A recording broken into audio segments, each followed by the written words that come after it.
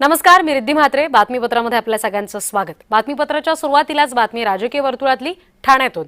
ठाण्यामधील जागा वाटप फॉर्म्युला संदर्भात शिक्कामोर्तब झाल्याचं कळतंय. भाजपा 40 जागांवर तर शिवसेना 91 जागांवर लढणार आहे. उर्वरित 4 जागांसंदर्भातला निर्णय सुद्धा लवकरच होणार आहे. जय महाराष्ट्रला सूत्रांनी ही माहिती दिली आहे.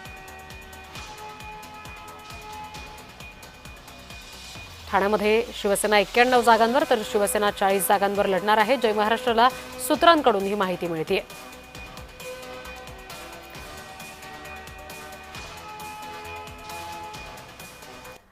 प्रतिनिधी कुणाल भोईटे सध्या आपल्याशी जोडले गेलेत. त्यांच्याकडून आणखी तपशील घेऊयात. कुणाल,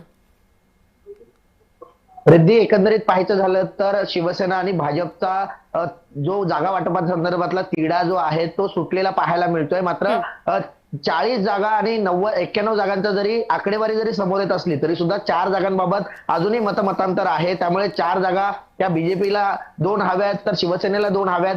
त्यामुळे या सगळ्याचा तिढा जो आहे तो आज संध्याकाळपर्यंत पूर्ण होऊ शकतो. मात्र ही जी महत्वाची बातमी आपल्याकडे आलेली आहे, 91 जागांवर शिवसेना म्हणजे शिंदेची शिवसेना लढणार आहे तर 40 जागांवरती भाजपने